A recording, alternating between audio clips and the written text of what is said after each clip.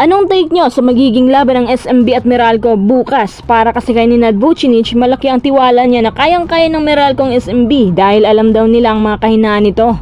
Kai Sotto, may napakabigating offer pabalik sa Japan dahil alam nyo ba na si Kai po ay mayroong total of 153 million kapag minax deal siya ng bago niyang team. At naniniwala din ang kampo niya na ito na ang bagong daan na tatahakin na maghahatid daw sa kanya sa NBA.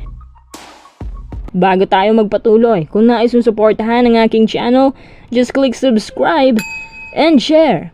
Sa mga hindi pa nakapag-follow sa aking Twitter, baka naman. At syempre, meron na rin tayo sa Facebook SDM Game Zone.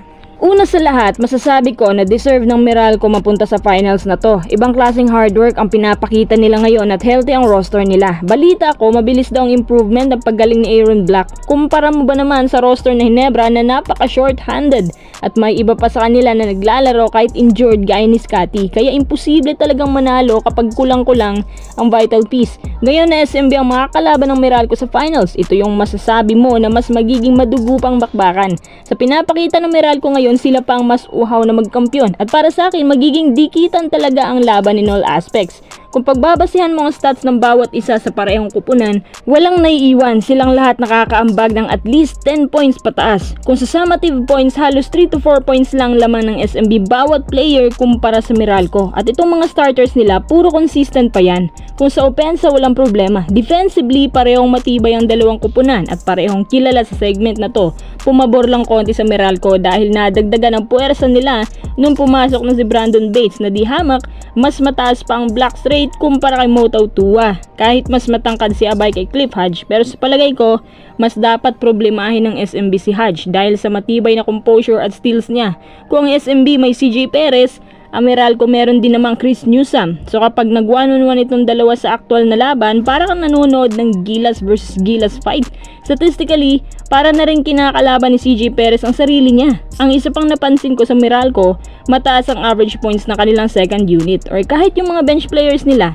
At mas pinapairal pa nila ngayon na palawakin ang field goals, pati ang kanilang shooting beyond the arc. Kaya kung napapansin nyo, madalas ang team splits ng Meralco nung Ginebra ang kalaban nila. At ito nga yung laban na napatumba nila ang isang giant team. At yun lang din ang pagkakataon na dumami ang team splits nila.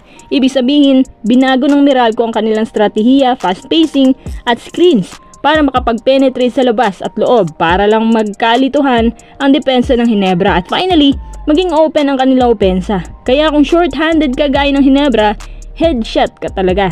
Naniniwala ako na may ibang paraan naman si Nenad kung paano patumbahin ang SMB. Depende na lang din sa SMB kung paano nila sasalagin ang atake ng Meralco. At itong SMB hindi naman tanga or bobo para hindi malaman na si Junmar talaga ang main target nila simulat sa pool. Ipagpalagay na lang natin na napigilan nga ng Meralco si Junmar. Sa palagay ko hindi pa rin sapat yan dahil ang team points na naitala ng SMB tumataginting na 107 points habang ang Meralco 90 lang. Ibig sabihin, mas maraming weapon ng SMB kumpara sa Meralco. Kapag nag-focus sila masyado kay Abay, baka dyan lang sila maiisahan. Pero hindi pa natin alam ang bagong strategiya ng Bolts kung paano nila i-handle ang bagay na to. Ano sa palagay nyo?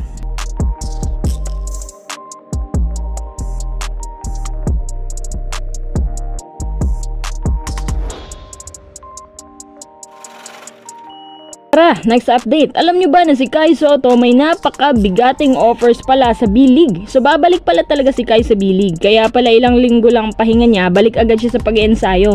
Lumalabas na ibang team na sa B-League ang kukuha sa kanya mula sa Division 1. At ang pinakabongga pa niyan, kayang-kayang pumalo up to 153 million ang pwede niyang matanggap kapag minax deal siya ng bago niyang team. At ito rin daw ang bago niyang hakbang patungo sa NBA Dream.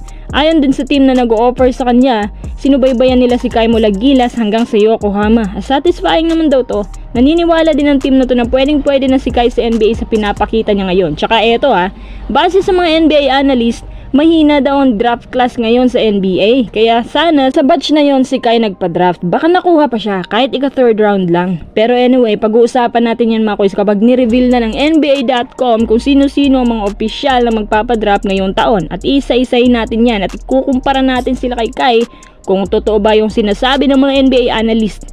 Anong take nyo dito?